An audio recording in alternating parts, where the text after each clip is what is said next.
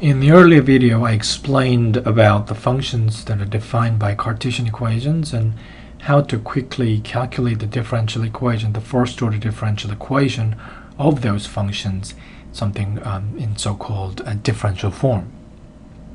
At the end of the video, I basically stated this rule, and I use this rule. Based on this rule, we could calculate that differential equation in differential form quickly. So this video, I explain why this one works like this, just for the elementary functions. Main idea here is decomposing these two variable functions. When we say two variable function in terms of elementary functions, they're usually made out of addition, subtraction, multiplication, and division, and some sort of one variable function. That's pretty much it. So I'm going to show you how to decompose these two variable functions in terms of these operations and x and y. First, we know this operation here, we arrived at here at the last stage by subtracting these two quantities, sine xy and x plus y. So this stage is this subtraction here. If you look at that part, look at that part alone and try to decompose it, and I have xy, that's one quantity, by applying this one variable function sine, which is like this, you can get to this part in here. So that's this part. Let's look at this one here. That part's easy, that there's this quantity x and y, and then you add these two, so it involves addition. And as a last stage, this one here, x and y, can be split into x and y and through the multiplication.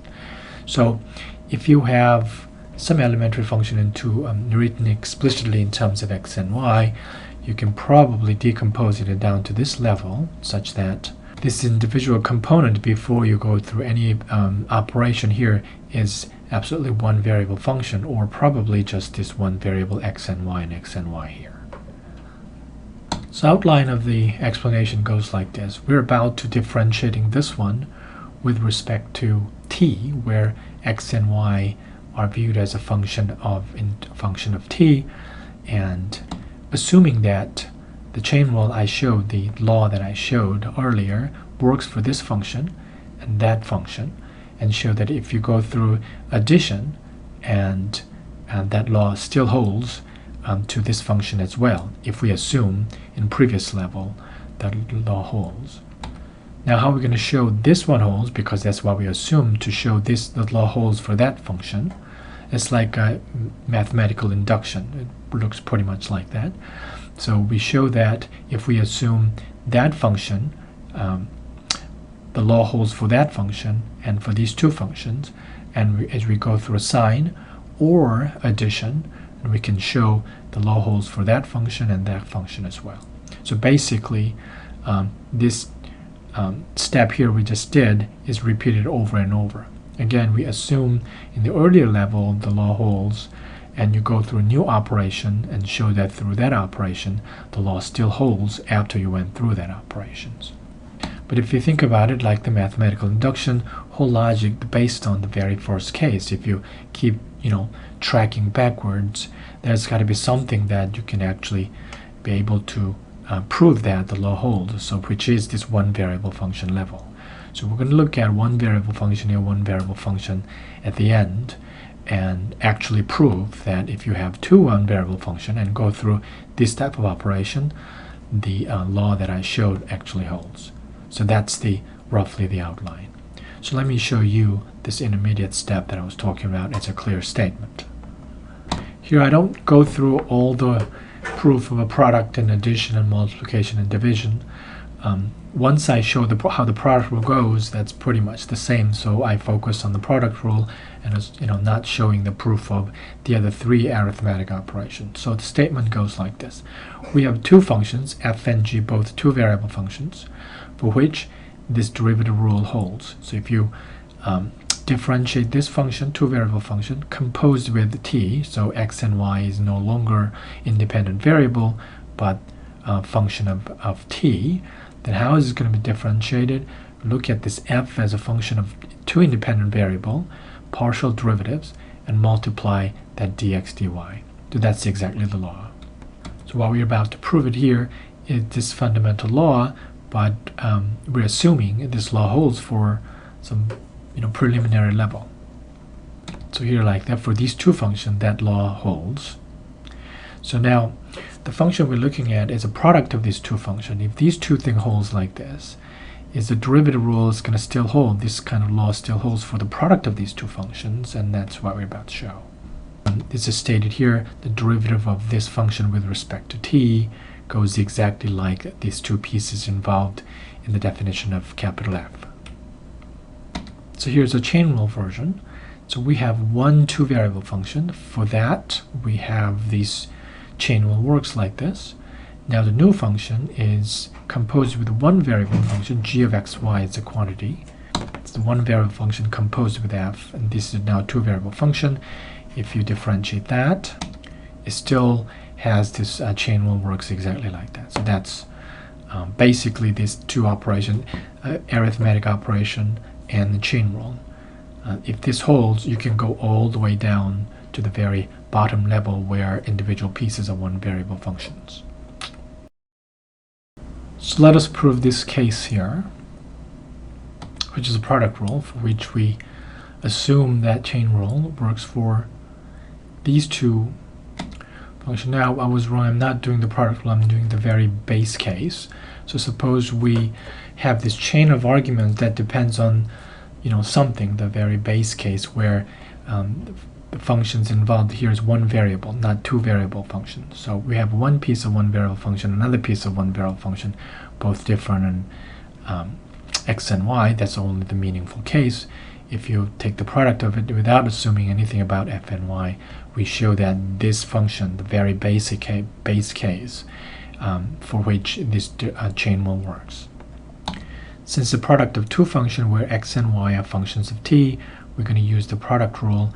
And when we differentiate this one, of course, x is a function of t, so we use the chain rule, so we multiply derivative of x there. When we differentiate that one here in the product rule, we have to multiply derivative y.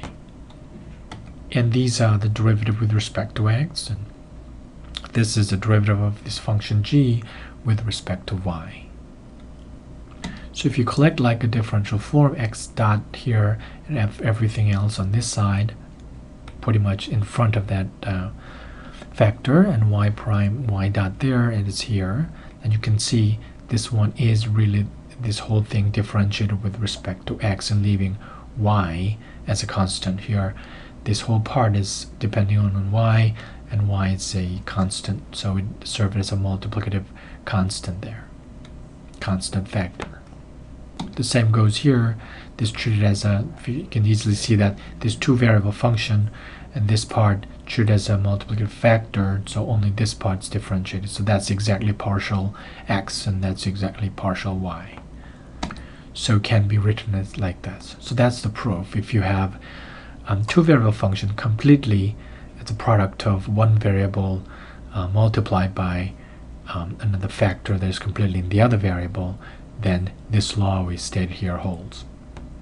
And I didn't do the the proof case of the chain rule, because if you think about it, and if you have one variable function down there, if you go through the chain rule, you have to compose it with another function. You essentially remain as one variable function. So you don't have to do that, but you have to do the addition and division, but it goes exactly like this. So I omit the arithmetic case, which are the only meaningful base cases.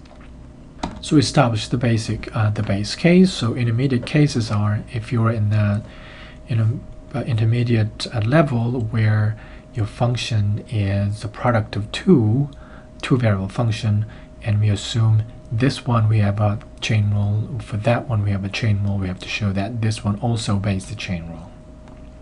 Like before, we differentiated, it's a product rule.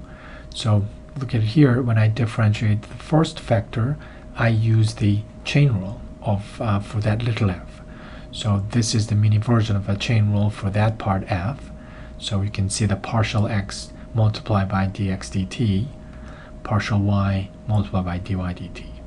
And then here, you leave that part and differentiate the second factor as we do the product rule. This is a typo, the parenthesis is supposed to be outside here.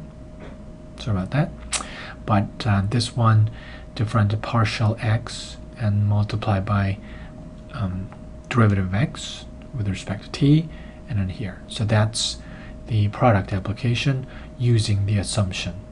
You can call it as induction hypothesis.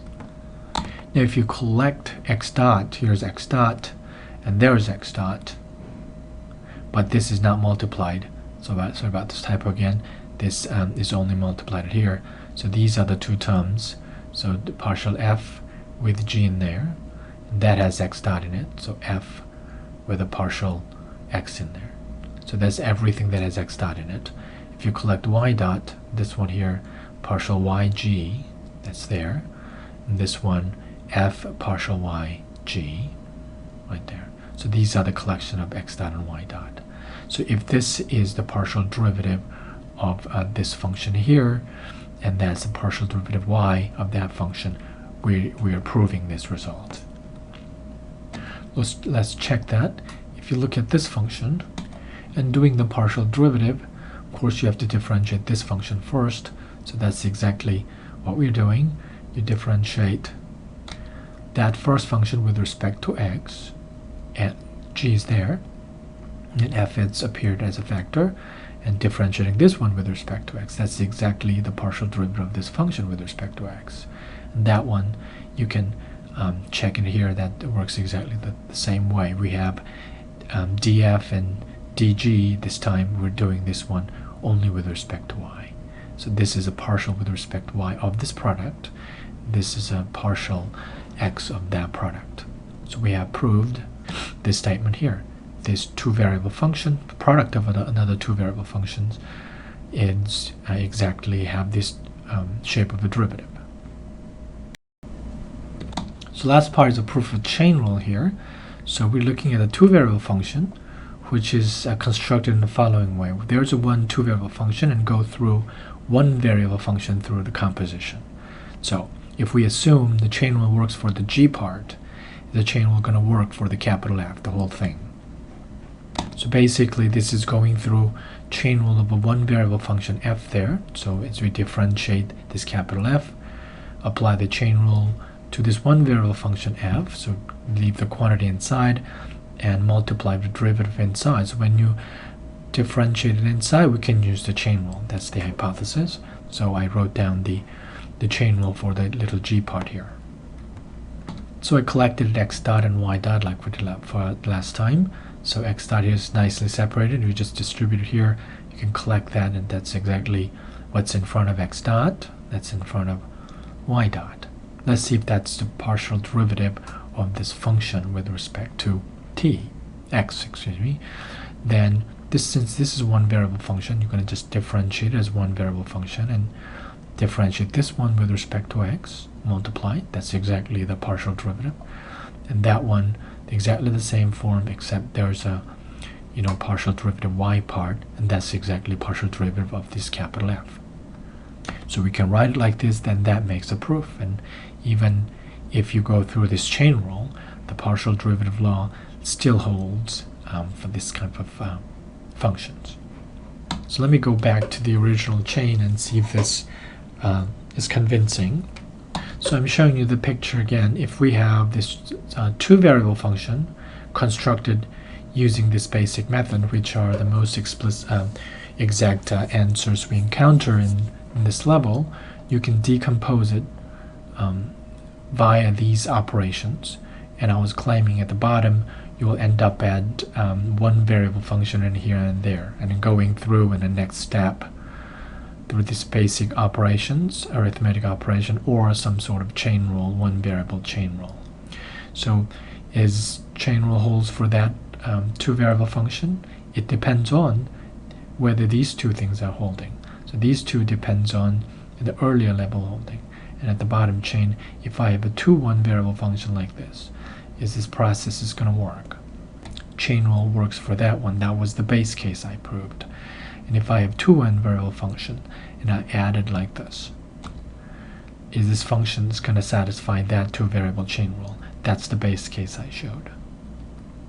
But I did not show the base case that if this is true, going through that part will be, if this is one variable function and applying this chain rule, you will still end up at one variable function, so you don't have to prove anything. So I think that this explains that why the two-variable chain rule works like that for the elementary functions.